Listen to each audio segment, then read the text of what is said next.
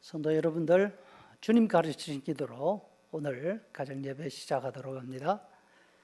하늘에 계신 우리 아버지, 아버지의 이름을 거룩하게 하시며 아버지의 나라가 오게 하시며 아버지의 뜻이 하늘에서와 같이 땅에서도 이루어지게 하소서. 오늘 우리에게 일용할 양식을 주시고 우리가 우리에게 잘못한 사람을 용서하여 준 것 같이 우리 죄를 용서하여 주시고 우리를 시험에 빠지지 않게 하시고 악에서 구하소서. 나라와 권능과 영광이 영원히 아버지의 것입니다. 아멘.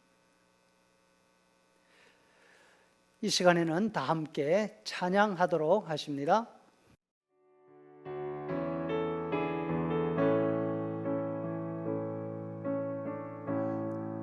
하늘의 문을 여소서, 이곳을 주목하소서.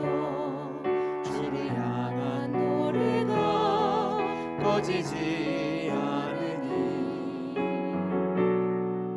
하늘을 열고 보소서. 이곳에 임재하소서. 주님을 기다립니다. 기도의 향기가 하늘에 닿으니 주여 임재하여 주소서.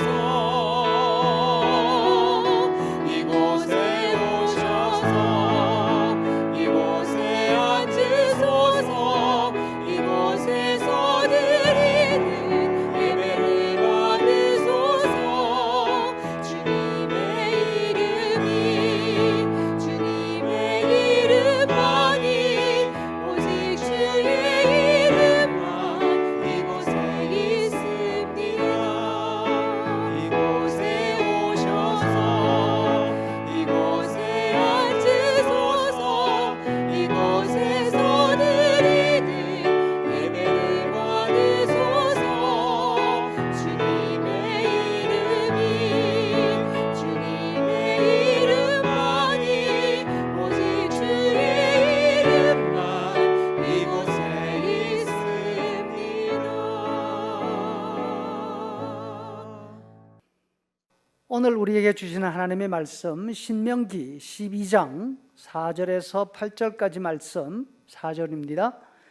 너희 하나님 여호와에게는 너희가 그처럼 행하지 말고 오직 너희의 하나님 여호와께서 자기의 이름을 두시려고 너희 모든 지파 중에서 택하신 곳인 그 계실 곳으로 찾아 나아가서 너희 번제와 너희 희생과 너희 11조와 너희 손의 거제와 너희 서원제와 낙헌 예물과 너희 우양의 처음 낳은 것들을 너희는 그리로 가져다가 드리고 거기 곧 너희의 하나님 여호와 앞에서 먹고 너희의 하나님 여호와께서 너희의 손으로 수고한 일에 복 주심으로 말미암아 너희와 너희의 가족이 즐거워할지니라.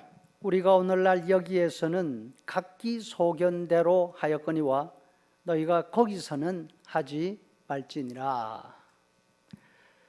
신앙생활의 시작은 예배입니다. 신앙생활의 완성도 예배입니다. 바로 예배하는 사람은 바로 살아갑니다.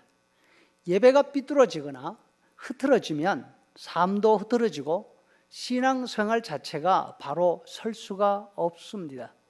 그렇기 때문에 주일 예배가 중요합니다. 교회에서 드리는 예배 가운데 공식 예배는 주일에 드리는 주일 예배입니다. 주일 예배는 한 주간의 삶을 다 모아 묶어서 하나님 앞에 제물로 드리는 시간입니다.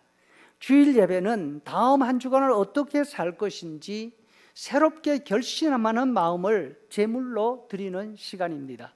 그러니까 신자들의 삶은 주일 예배에서 시작해서 주일 예배로 매듭지어집니다.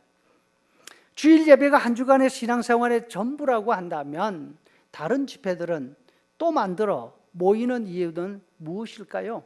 그 이유는 주일 예배를 좀 더 잘 알고 좀 더 바르게 드리기 위해서 성경을 배우는 것입니다. 한 주간이라는 시간이 한 번 결심으로 다잡기 쉽지 않을 만큼 긴 시간이기 때문에 그 중간에 수시로 모여서 서로의 마음을 새롭게 격려하는 기회가 필요한 것입니다. 이런 의미에서 매일 드리는 가정 예배가 소중합니다. 힘든 감염병 시즌을 통과해 가면서 하루하루가 지내기 쉽지 않습니다. 위로가 필요하고 하나님의 도우심을 확인하는 시간이 특별히 필요하지 않습니까? 가정 예배를 통해서 주기도와 사도신경을 통해서 우리 하나님이 어떤 분이신지 우리의 신앙 자체를 확인하는 것입니다. 찬양 가운데서 힘을 얻습니다. 짧지만 말씀 가운데서 하나님을 만나고 하나님께서 주신 약속을 다시 붙잡는 시간인 것입니다. 구약 성경 신명기서는 모세가 시내 광야 호렙산에서 받은 하나님의 계명을 복습하는 그런 내용입니다. 이름의 뜻이 두 번째로 주신 말씀이라, 이런 뜻이죠. 모세는 요단강 앞 모압 광야에 모여 있는 이스라엘 백성들에게 40년 전 시내 광야에서 선포했던 말씀을 다시 되새기고 있습니다. 그 첫 번째로 주시는 명령이 오늘 본문입니다. 너희는 그처럼 행하지 말고 하십니다. 다시 말씀해서 하나님께 예배하는 방식을 바꾸라, 새롭게 예배하라 하시는 명령입니다. 하나님을 믿는 사람들의 예배 방식은 다른 신들을 섬기거나 다른 사상을 가지고 있는 사람들과 달라야 한다는 것입니다. 이스라엘 사람들은 하나님이 택하신 하나님을 섬기는 백성들이었습니다. 하나님이 약속하신 가나안 땅에 들어가서 살 사람들입니다.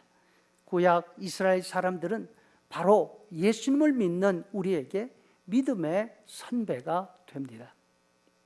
이스라엘 사람들의 예배, 다시 말해서 우리의 예배는 두 가지 면에서 예배 방식이 달라야 합니다. 먼저 하나님을 모르는 이방 땅, 이방 사람들과 달라야 합니다. 그 사람들은 산이나 돌이나 나무나 혹은 살아있는 짐승들 가운데 크고 위대하게 보이는 것 앞에 제단을 세웁니다.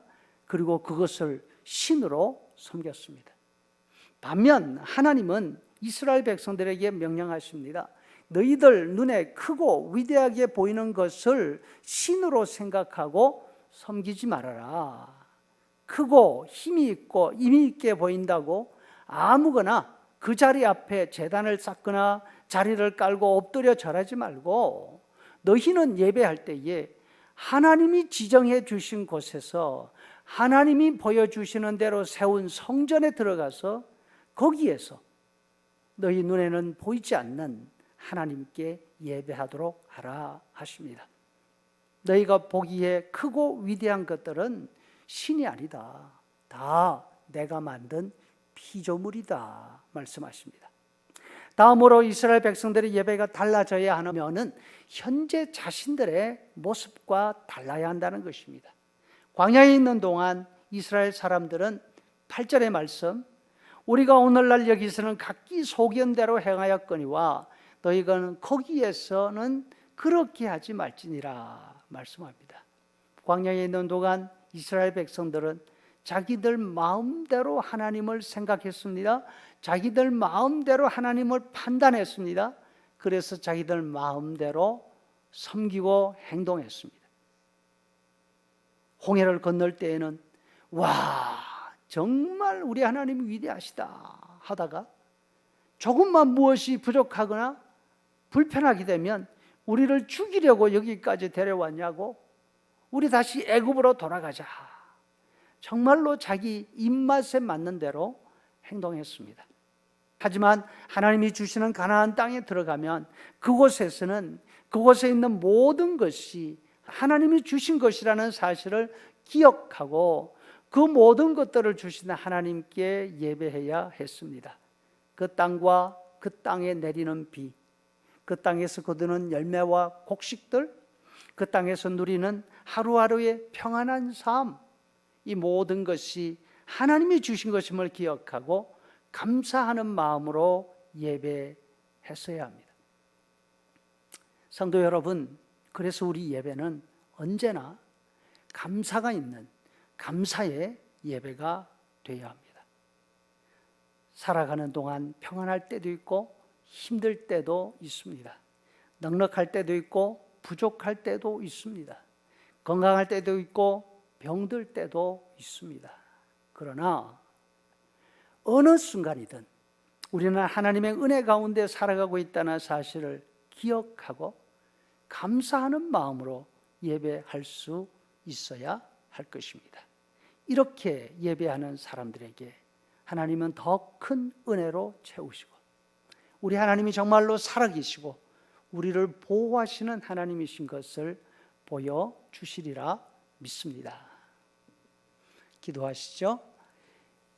이제는 우리 구주 예수 그리스도의 은혜와 아버지 하나님의 크신 사랑과 성령의 인도 교제 충만케 하심이 하나님 앞에 하나님이 원하시는 대로 예배하며 감사하기를 소원하는 귀한 성도들의 머리 위에 영원토록 함께 있을지어다.